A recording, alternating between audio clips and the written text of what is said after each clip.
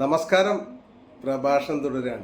ഒന്നാമത് കത്രിയല്ല, അത് മസ്കിറ്റോ എന്നുള്ള ഒരു വളരെ ചെറിയ സാധനമാണ്. വളരെ നീളം കുറവ്. ഈ എക്സ്റേ കാണുന്ന ഒരു മാഗ്നിഫൈഡ് വ്യൂ ആണ്. കത്രിയല്ല, മസ്കിറ്റോ ആണ്. മസ്കിറ്റോ എന്ന് പറയുന്നത് നമ്മൾ ബ്ലഡ് വെസലിൽ നിന്ന് ബ്ലഡ് വരുമ്പോൾ പിടിക്കാൻ ഉപയോഗിക്കുന്ന ചെറിയ ഉപകരണമാണ്. അപ്പം അത് പോകാൻ പാടില്ല. പക്ഷേ ഇത് ശരിക്കും ഇൻസ്ട്രുമെന്റ്സിന്റെ എണ്ണം ആദ്യമേ ഒരു ബോർഡിൽ എഴുതണം, ഒരു സ്ക്രബ് നഴ്സ്. പിന്നെ കഴിയുമ്പോഴും ഇൻസ്ട്രുമെന്റ് എണ്ണം ചെക്ക് ചെയ്യണം. പക്ഷേ ഗവൺമെന്റ് ഹോസ്പിറ്റലുകൾ എൻ്റെ അറിവിൽ എടുത്തോളും ഫ്ലോർ നഴ്സ് എന്നൊരു സ്റ്റാഫ് ഉണ്ടാവാറില്ല. അപ്പം ചെയ്യുന്ന ഡോക്ടറും ചെയ്യുന്ന സിസ്റ്ററും കൂടെ ഇത് ആദ്യമേ ഒന്ന് എണ്ണും. എണ്ണിയിട്ട് ലാസ്റ്റ് വീണ്ടും ഒന്നും കൂടെ എണ്ണും. അപ്പം ആ എണ്ണത്തിൽ മനസ്സിലെ ഓർമ്മയിൽ എന്തെങ്കിലും പിശക് വന്നു പോയാൽ ഇങ്ങനെ വരാം. പിന്നെ വേറൊന്ന്, ഈ രോഗിക്ക് ഇതിനു മുമ്പ് ഒരു ഓപ്പറേഷൻ ചെയ്തിട്ടുണ്ട്. അന്ന് വന്നതാണോ എന്ന് എങ്ങനെ അറിയാം?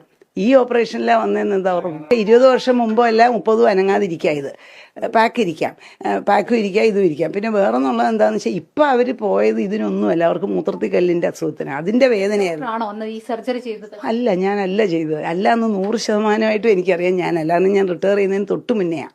അതുകൊണ്ട് വലിയ കേസുകളൊന്നും ഞാനന്ന് ചെയ്തിട്ടില്ല. 5 അല്ല 50 വർഷം ജീവിച്ചാലും ഒന്നും സംഭവിക്കത്തില്ല. എടോ, ഇത് വയറ്റിലുള്ളതുകൊണ്ട് ഒന്നും അറിയത്തില്ല. വെക്കാന്നല്ല, തെറ്റാണ്. പക്ഷേ വയറ്റിൽ ഇത് ഇരുന്നുകൊണ്ട് ഒന്നും അറിയാം. ഇത് പണ്ട് 20 കൊല്ലം മുമ്പ് വെച്ചതും ആകാം, ഇപ്പോൾ വെച്ചതാന്നുള്ളതിന് ഒരു തെളിവുമില്ല. ഇനിയിപ്പോൾ വല്ല കെമിക്കൽ ടെസ്റ്റ് കൊണ്ട് ഇൻസ്ട്രുമെൻ്റ് പഴക്കം കണ്ടുപിടിക്കുകയോ അങ്ങനെ വല്ലതും ചെയ്യേണ്ടി വരും. അല്ലാതെ അറിയാൻ പറ്റത്തില്ല. ഇൻസ്ട്രുമെൻ്റ് വരാൻ പാടില്ല എന്നുള്ളതിന് സംശയമില്ല. പക്ഷേ എന്തുകൊണ്ട് വന്നു എന്നുള്ളത് ഇപ്പം ഒരാളുടെ തലയിൽ കെട്ടിയ സിസ്റ്റത്തിലാണ് അതിൻ്റെ ഫെയിലിയർ. എന്തുകൊണ്ട് ബോർഡ് വെച്ച് എഴുതാനുള്ള സ്റ്റാഫില്ല? ആ സ്റ്റാഫ് എഴുതി കഴിഞ്ഞ് ഡോക്ടറും കൂടെ ചേർന്ന് ചെക്ക് ചെയ്യണം. അതിനുള്ള സിസ്റ്റം നമുക്കില്ല. അത് ഇനി ഇതുകൊണ്ടെങ്കിലും ഗവൺമെൻറ്റിൽ അത് വന്നാൽ നല്ലതാണ്. കത്രിക വെച്ച് ജീവിക്കുന്നതിന് കുഴപ്പമില്ല, അതൊരു വിഷയമല്ല എന്ന് ഒരു ഡോക്ടർ ഇന്ന് പറഞ്ഞത് പലരും കേട്ടിട്ടുണ്ടാവില്ലേ? അപ്പം ഇതിന് പറയാനുള്ളത്, ഇങ്ങനെയുള്ള ഓപ്പറേഷൻ കഴിഞ്ഞ എല്ലാവരും ഒരു എക്സ്റേ ഒക്കെ എടുക്കുക. ചിലപ്പോൾ ഇവർ ഇതിനകത്ത് വെച്ചിട്ടുണ്ടാവും, ഇത് കുഴപ്പമില്ലാതെ പറയുകയും ചെയ്യുന്നുണ്ട്.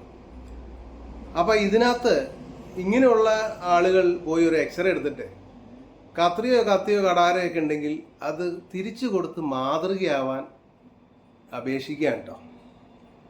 നമുക്ക് അവരുടെ കത്തിയോ കടാരയൊന്നും വേണ്ട, നമുക്കല്ലാതെ ജീവിക്കാം. കാരണം ഇത് വെച്ചാലേ ജീവിക്കാൻ പറ്റുള്ളൂ എന്നുള്ള ഒരു പരോക്ഷ സന്ദേശമൊക്കെ ഇതിനകത്ത് വേണമെങ്കിൽ നമുക്ക് വ്യാഖ്യാനിച്ചെടുക്കാം, അല്ലേ?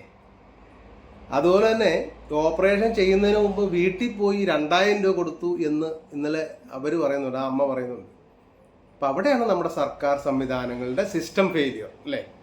മറ്റത് ഓപ്പറേഷൻ ചെയ്തു, അവരുടെ ഉത്തരവാദിത്തം ഇല്ലായ്മയും കൊണ്ട് പറ്റി. പക്ഷെ ഈ ഒരു സിസ്റ്റം ഗവൺമെൻറ് ഹോസ്പിറ്റലുകൾ നമുക്ക് സൗജന്യമാക്കി തന്നിരിക്കുന്ന കാര്യങ്ങൾക്ക് തലേ ദിവസം പോയി കൈക്കൂലി കൊടുത്ത് പിറ്റേ ദിവസം ഓപ്പറേഷൻ ചെയ്യുന്ന ഒരു രീതി ഞാനും നിങ്ങളും അതിൽ പെട്ടുപോകാറുണ്ട്, ചെയ്തിട്ടും ഉണ്ടാവാം. പക്ഷെ അവിടെയാണ് നമ്മുടെ സിസ്റ്റം ഫെയിലിയർ. ഈ സിസ്റ്റം ഫെയിലിയർ ആകുന്നിടത്ത് ഒരു മനുഷ്യ ജീവനും കൂടി ഫെയിലിയർ ആകുകയാണ് എന്ന് നമ്മളെല്ലാവരും ഓർക്കണം കേട്ടോ.